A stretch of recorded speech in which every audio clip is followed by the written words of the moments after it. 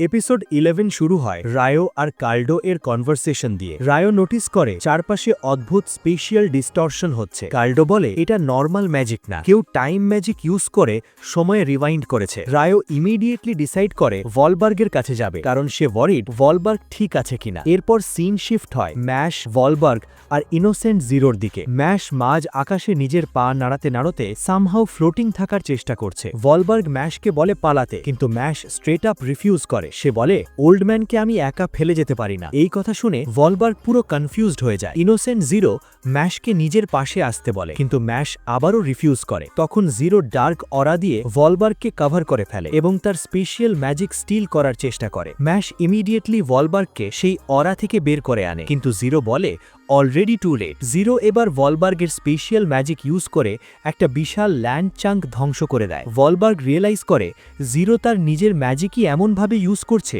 যেটা তার থেকেও অনেক বেশি পাওয়ারফুল। ম্যাশ জিরোর দিকে রাশ করে পাঞ্চ মারতে শুরু করে, কিন্তু জিরো কমপ্লিটলি আনফেজড থাকে। সে ম্যাশের ফিস্ট ধরে ফেলে এবং ম্যাশ পিছিয়ে আসে। জিরো এবার ম্যাশকে ডার্ক অরাতে ট্র্যাপ করার চেষ্টা করে। ঠিক তখনই জিরোর শরীরে সাডেন রিয়াকশন হয় আর চারপাশের ডার্ক অরা ডিজলভ হয়ে যায়। ভলবার্গ এক্সপ্লেন করে জিরো এত পাওয়ার অ্যাবজর্ভ করেছে যে তার বডি ফিজিক্যালি সেটা হ্যান্ডেল করতে পারছে না। ভলবার্গ তখন রিয়েলাইজ করে জিরোর আসল প্ল্যান। সে ম্যাশকে পারফেক্ট ভেসেল হিসেবে ইউজ করতে চায় নিজের আইডিয়াল ম্যাজিক্যাল বডি বানানোর জন্য। জিরো ম্যাশকে বলে এই ওয়ার্ল্ডে অর্ডিনারি হিউম্যানের জায়গা নেই আর ম্যাশকে উইলিংলি তার ইনগ্রিডিয়েন্ট হতে হবে। জিরো অ্যাটাক করলে ম্যাশ সামনে দাঁড়িয়ে ভলবার্গকে প্রোটেক্ট করে। ভলবার্গ ওয়ারিড হয়ে ভাবে তারা আদেও জিরোকে ডিফিট করতে পারবে কিনা। জিরো এরপর একটি পোর্টাল ওপেন করে এবং বলে সে লেটার ফাইট কন্টিনিউ করবে, কারণ নতুন বডির সাথে অ্যাডাপ্ট করার সময় দরকার। যাওয়ার আগে জিরো ডিভাইন ভিশনারি ক্যান্ডিডেট এক্সামের এনভায়রনমেন্টের দিকে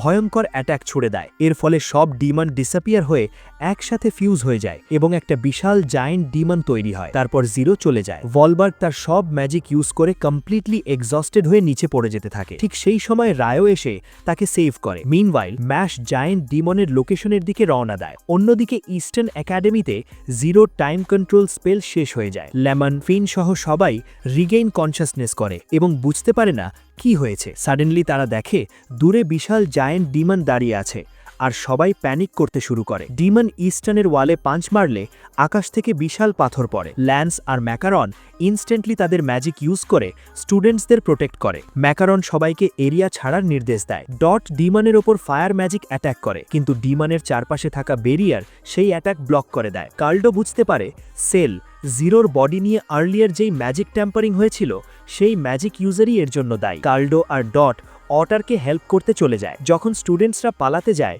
তখন তারা বুঝতে পারে চারপাশে ব্যারিয়ার আছে, কেউ বেরোতে পারছে না। ঠিক তখনই ডিমন আবার অ্যাটাক করতে যায়, কিন্তু হঠাৎ থেমে যায়। সবাই দেখে ম্যাশ ডিমনের চেইন ধরে টান দিচ্ছে। ম্যাশ আর ডিমনের মধ্যে লিটারাল টাগ অফ ওয়ার শুরু হয়, যেটা দেখে ফিন পুরো শকড হয়ে যায়। ইনিশিয়ালি স্টুডেন্টস ডাউট করে ম্যাশের এক্সিস্টেন্স নিয়ে, কিন্তু ম্যাশ যখন ফুল স্ট্রেংথ দিয়ে ফাইট করে তখন সবার মাইন্ডসেট চেঞ্জ হতে শুরু করে। ফেলো স্টুডেন্টসদের মোটিভেশন পেয়ে ম্যাশ ডিমনটাকে পুরো ফোর্স দিয়ে ঘুরিয়ে কাছের একটা মাউন্টেনের দিকে ছুড়ে মারে। জায়েন্ট ডিমন কমপ্লিটলি ডিফিটেড হয়। লেমন এক্সাইটেড হয়ে ম্যাশের কাছে আসে কিস দিতে, কিন্তু ম্যাশ কামলি একটা ক্রিম পাফ বের করে খাওয়া শুরু করে।